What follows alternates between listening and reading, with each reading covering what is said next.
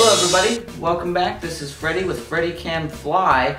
In today's video lesson we are taking a look at the reversing switch menu inside your programmable transmitter.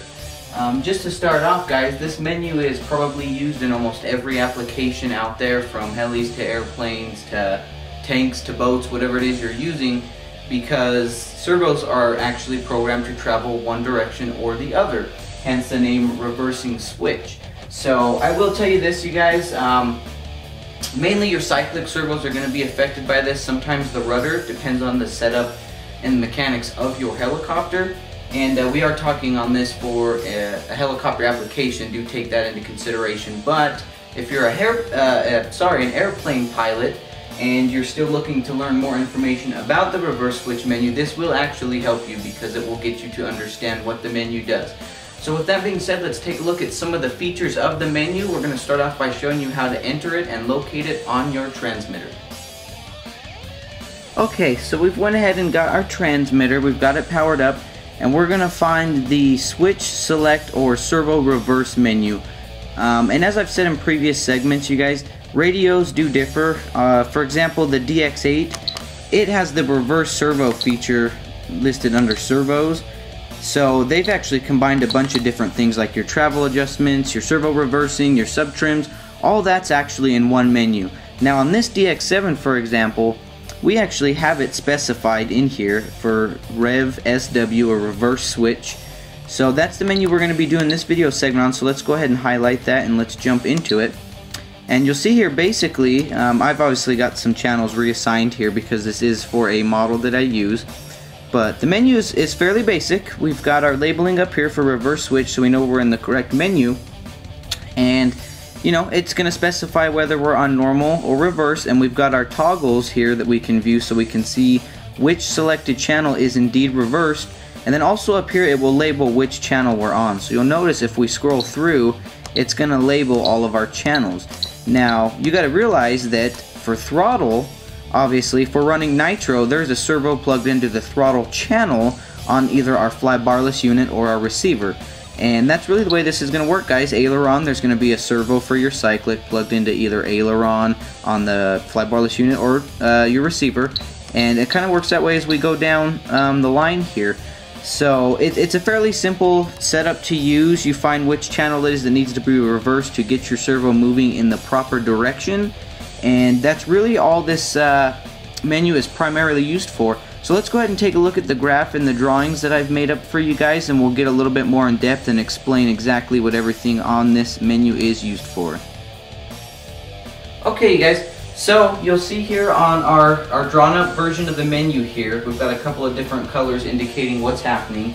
Our black here is going to be for our toggles on normal, and the red ones are indicating the reverse, and this is here basically to show you your different options available. Now the reason why we wanted to take a look at this one is I've got a little servo drawn up here with our stick. Please forgive the illustrations, but we've got our basic servo sitting right up here, and let's say for example we've got it labeled throttle, okay, and our throttle right now is on normal, which is black. So you'll see right here in our black writing, it shows us the direction in which our stick travels. Here's our stick, up is up and down is going to be down. So that in turn relates to if this servo were mounted in this orientation, when I move my stick up, the servo moves up, and when I move it down, the servo moves down. Now let's say for example that this servo were to be flipped around and our horn was on this side with the output shaft, and our helicopter application called out for the servo to be reversed, you're simply going to highlight the channel, toggle it to the reverse selection, and what that's going to do is we've got the red now right over here signifying that we're now reversed. So when I move my stick up, it's now actually going to move the servo down if it were in this orientation, but since it's been reversed, it basically does exactly that. It reverses the direction of the servo to give you the desired throw. So, I mean, and that's really all there is to it, guys. The reversing switch channel is very simple. It's not very complex at all. Obviously, you'll notice we've got the 1 to 7 numbers signified here for the number of channels available. Now, if we're using a DX6, we're probably only going to have 6 channels available. If we're using a DX8, and so forth. So the 7th channel here is actually an auxiliary channel, aux2. You know, some receivers and some transmitters have an aux3, so and so forth. So and realistically, that's all there is really to it, guys. You select the channel needed. More likely than none, you know, 3 out of 5 times you're going to be looking at your cyclic servos, which are your aileron, your elevator, and then also the pitch servos. So these 3 together are what are going to make up the CCPM of the swash plate, and typically one of the 3 servos is going to need to be reversed using this menu.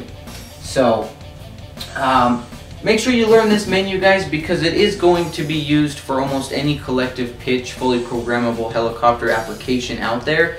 So it's really important that you know and understand how to use it appropriately. To make it as simple as possible, reverse switch equals reverse direction of servo. Obviously, like I said, you can choose individually each servo that you wish to reverse.